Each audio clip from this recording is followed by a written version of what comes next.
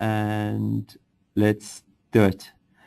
Okay, welcome everybody. Today's presentation is about integrating R into Seer. This is not going to be a lesson in statistics. If you are new to R, then I recommend you get yourself an R for Dummies book or search the internet. So it's quite a in-depth, well, kind of a technical conversation today. Let me jump right in. So Seer actually is completely natively integrated with the R environment. And because most of you already have R installed and probably Seer, all you got to do to get R to work from inside Seer is push this little R button.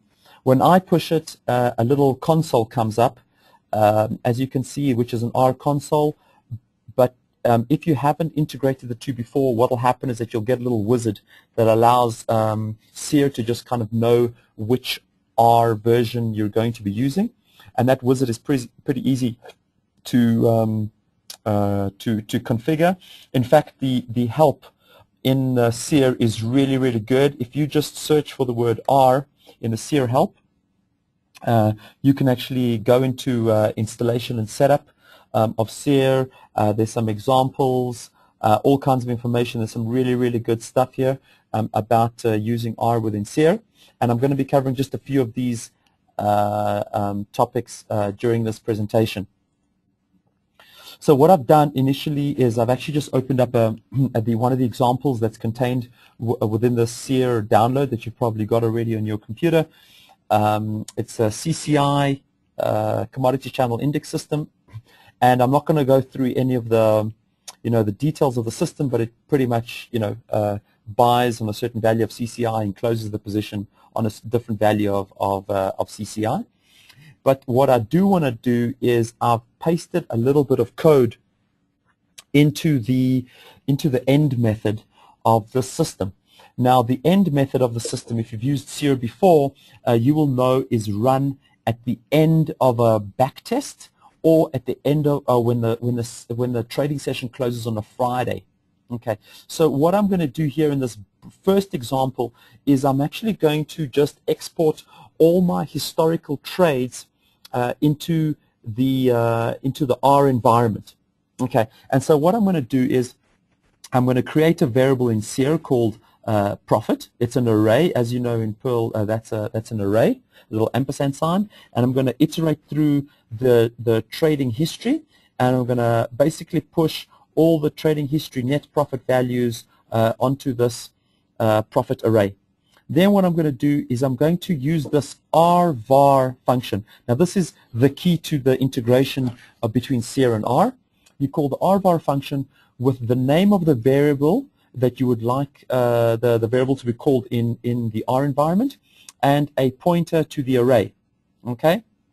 Now, if you're passing a scalar value into R, then you wouldn't use the slash. You would just go dollar variable. For example, example variable, and you would just do my variable, right? So if you want to just pass a scalar value, you could pass it like that. If you're passing an array, you have to prefix it with a slash. And then what will happen is that all the entire contents of the array of profit will be put into a variable called net profit inside R. Now all you do to run R code inside Seer is you prefix it, you put an R precompiler directive, and you put in inverted commas. At the end, put a close inverted commas and a semicolon, and inside, this is now pure R code. Okay, so everything you can normally do in the R environment, you can do in that environment. And what I'm going to do here is I'm just going to do a quick back test of the system. And at the end of the backtest, what should happen, as you can see according to my R code, I'm going to basically plot the net profit values, and I'm going to plot a Lowe's fit of the net profit. Now, Lowe's fit, if you just, well, this is not a stat lesson, but a Lowe's fit is basically just a non-parametric regression, non-linear regression on the net profit values. But anyway, you'll see what I mean. So let's just click backtest. And if you can see my screen now, it's done a back test, and there in the R graphics device, you can actually see all the net profit values for the system, as well as the lows regression that's been plotted through there. So as you can see, we have access to the full array of functions within R. Now, of course, this is a trivial example, because obviously we just passed some static information to R at the end of our backtest. Okay, but of course, the R methods can be called from inside the bar method itself. Now, what I'm going to do here is I've actually written a quick R example system, which I'll show you now, and this will actually show how I pass variables into R during the runtime or the backtesting of an actual system, or the forward execution of a system. So what I've done is, in the begin method of the system, I've actually run some R code, and you all have used R before, so what I've done here, and I'm sure this is not new to you, I've actually included some libraries, ggplot2 and data.table libraries into R. And of course, I do that in the begin method of my system, because the begin method would be called once for the entire system, right? And not, this is unlike the begin method inside the system itself, which is called for every single instrument, right? So you just need to include the libraries once, and then they're available within the R context, wherever you call it.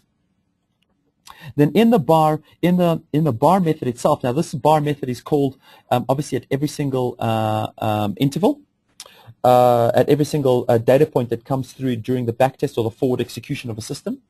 And what I'm going to do here is I'm just going to, put some variables into R and show you how this works. So again, what I'm doing here is I want to pass the columns open and close through to R. So essentially what I'm doing is I'm making my data available within the R context. So I can pass any columns in there, right? I can pass open, close, I can pass R var high, I can pass R var low, I can pass anything I want. I can pass R var date time, I can pass pretty much any information I want into the R environment. And of course, this is done natively, and it's super, super fast. But for this system, I'll just pass the open and the close. And what I've done here is I've created a little data table within R called diff, which has got one variable called v1, and then what I do is I take the mean of that variable and store it in a value called m. Okay, so essentially what I'm going to do in this little system, this example I wrote, is basically I'm going to say if the mean of the height of the candles, or the open minus, or the close minus the open, is negative, I'm going to mean revert, I'm going to buy, and then if it's positive, I'm going to sell. So it should be a pretty trivial system. Let me just set it to some reasonable amount of time, and what I do is I can backtest that, and I can come up with some equity graph or whatever it is. It's a completely trivial system. So the cool thing I want to show you here is, again, that you can use Seer not only to do your actual hardcore statistics, but you can also obviously do research. Now in the middle here, I've got a little plot method which I've commented out. So what I'm going to do here is I'm just going to plot the difference table as a histogram. So let's just quickly see what that looks like. I hope it doesn't take too long. Okay, there we go. So I'm hoping you all can see that. I think it might be flashing. Let me quickly just quickly close that. Sorry, I think I set my timeline too high. So let me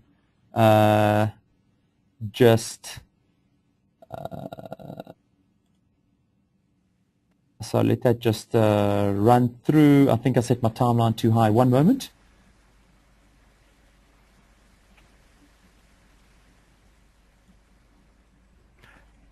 Ilan, I think it's because the R console window is still open. The Oh, okay, that's fine. have... Yeah, that's not a problem. I'm fixing it right now. Sorry, everybody. I took a time zone that's way too large for that example. Let me quickly choose a better time zone. I'm just going to choose a 1-day time zone quickly for that example. I'm just going to select 1 day, and I'm going to do a back test over here. Apologies, everyone. That was my bad. Okay, so that should be done in just a second. And you all should see a bit of flashing because I'm doing it obviously on every candle. I'm drawing some kind of histogram, but now you should see on my screen, basically the last histogram that I drew of the distribution of close minus open. So that's interesting that we can actually do some research. What I do normally in my research is I, for example, don't output to a graphics console. I actually output it to file and then look at the images subsequent to my analysis. And then obviously, make my assumptions about my model after that. The other thing that I want to show you, obviously, is the fact that you can actually base trading decisions on some value. So, for example, as you can see in my R code over here, I calculate the mean of this data table, and I put it into this variable called M. Okay. Now, what I can do with the R-var function is I can actually grab that out of the R context, and actually in this line over here, output it to my debug console. So there's my debug console, and I am outputting the mean. But of course, what I can do is I can also make a trading decision based on that variable. So, for example, here I check whether M is less than zero, in which case I do a buy market, and if it's greater than 0, I do a sell market. So, okay, obviously this is a completely trivial system. It may not make sense, but I think I want to put the point across that you can put variables into R, and then you can actually grab the variables directly back out of R and actually make a trading decision out from those variables. Now, one of the things that I'm sure you're going to ask me is, if you can debug your R code from inside Seer. Sure, you can. Of course, I think the more sophisticated crowd among us will probably be using like R Studio or something. So, but if you do want to get access to your R variables, you can actually just click on this little R button. That'll open up the R console. So, for example, we can do things like print diff. Okay, that'll print, the entire data table diff. Okay, and you can of course have access to lots of different things. For example, print M. There's M at the bottom over here, the latest value of M, right before the backtest finished. And so in this way, you can actually, debug some of your R code within Seer. It's not a fully functional, very powerful Seer console, but certainly it's enough to do some very basic debugging. Of course, the majority of your debugging should be done in like an R Studio. Now, another thing that is pretty cool that you can do within Seer is you can actually write functions and indicators using R. So I actually wrote a little example indicator. A chart object using R. So what I've done over here is I've created a chart called R example. I should have actually called it median. And what I'm doing is I'm passing the high and the low values into R, and my R function would then return the high plus the low divided by 2 into a variable called M, and then I plot M in red. And what I can do, let me just choose something a bit longer. What I can do is I can actually then plot, any graph and use R. So in fact, I can do some pretty heavy lifting from a stats perspective and actually get the output using R instead of having to code all my nonlinear regressions, distribution analysis, clustering, whatever you want. I can actually do it directly within R and have pretty sophisticated charts and indicators based on these types of R pieces of code. So essentially, obviously, I'm trying to avoid having a lesson in statistics. I think what I basically wanted to show you is obviously this R function, which passes variables in, the R var function, which passes variables out, And then, of course, within R, you have access to all of these variables that you passed in.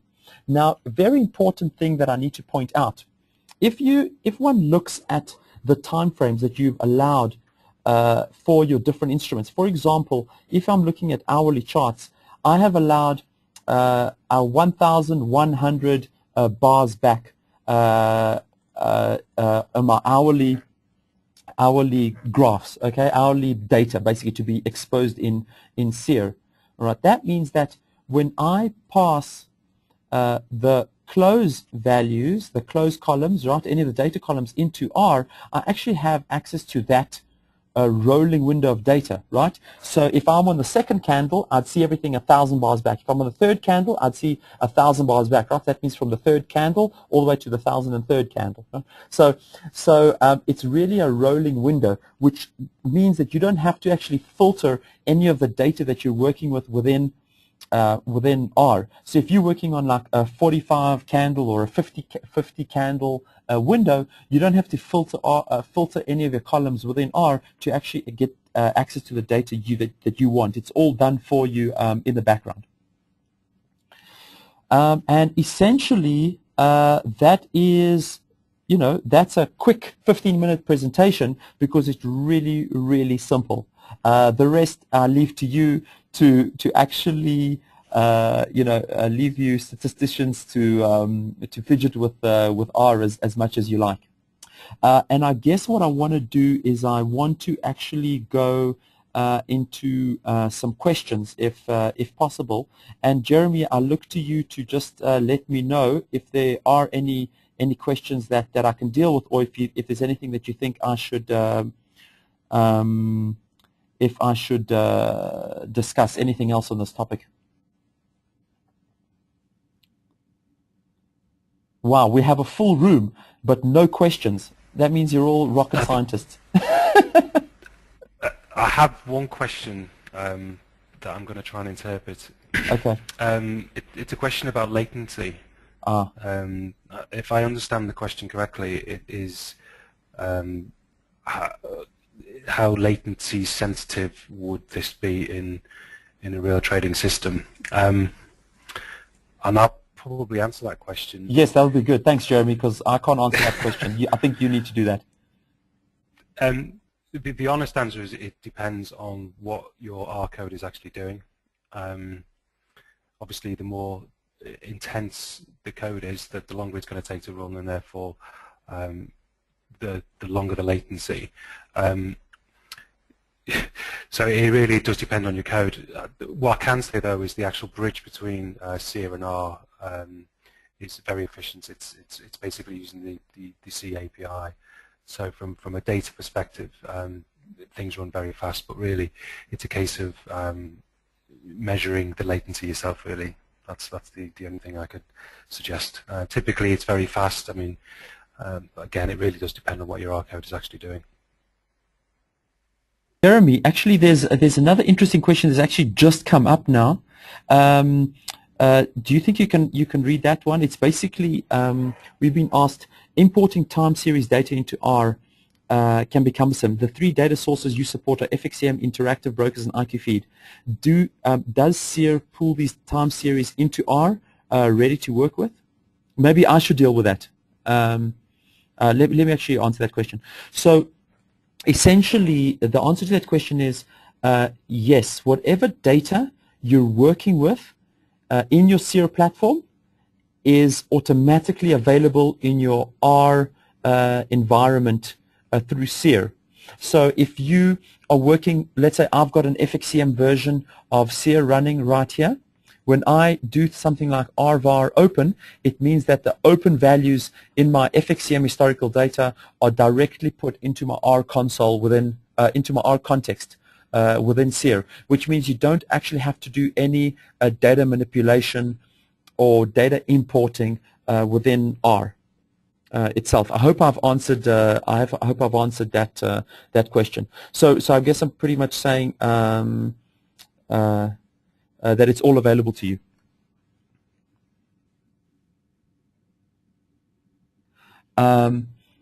So as far as I know, there's another question that's come up about using different packages inside R. You can pretty much import any libraries that you want into R, and that will work. Eric, I'm not sure if I've answered your question, if I've understood your question correctly, but pretty much any library that is installed into R, you can use in Seer. Of course, obviously what I do is I actually run the packages.install or install the packages function before I use the libraries, of course. But once you've done the install packages function, and then for Zoo or XTS or whatever it happens to be, you can then use those libraries inside R. All you have to do is call the library function inside the begin method of the system. So yes, pretty much any library should work. I mean, I guess there's a ton of libraries. I guess we haven't tested each one, but but yes, they should all work. So there's another question. Jeremy, do you think you could deal with this question? It's a little bit complex for me. Maybe I don't understand it. From David. Yeah, go for it. Let me just... I'm just trying to get the question. Oh, okay. It's in the R command. I assume I can source R code without putting the code in line, as an example. Yes, you should be able to. The only reason why I say should, it depends what version of R you've got. If it's a later version of R, then yes. Yes. So some of it. Yeah. So David, that's your answer. Yeah. With 3.02, yeah, I think that's pretty good. Yeah, I think that should work. The thing is, you may need to put the full path to the R source. I am not sure where the default path would be, but I think you would need to just put the complete source path, and then you shouldn't have a problem. If you do have a problem, just drop us an email to support@seertrading.com. But it should work. Okay, so because I actually have another question for all of you.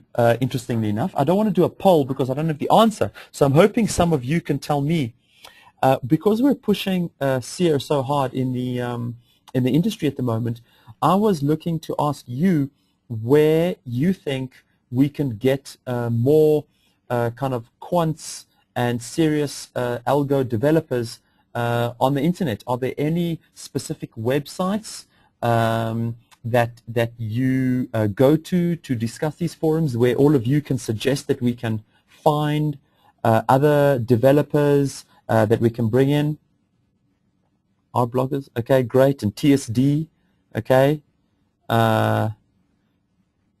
great. Thank you for the suggestions. I appreciate that. It just helps us actually grow our market and actually try to figure out where we can actually, yeah. I see some people are saying the LinkedIn groups. The LinkedIn groups seem to be quite closed in terms of, being able to say, being able to promote platforms.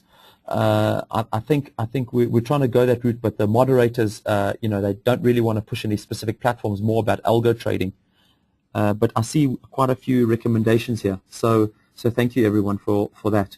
Certainly make a note of all of those. Okay, and so I think we're gonna wrap that up. Jeremy, anything else that you want to deal with? No, not really. I think you covered most of the points. Okay. I think it's, yeah. Okay, good. Thank you everyone for attending. This webinar will be online by tomorrow. I appreciate your time and have a good day, and yeah, good day. Bye.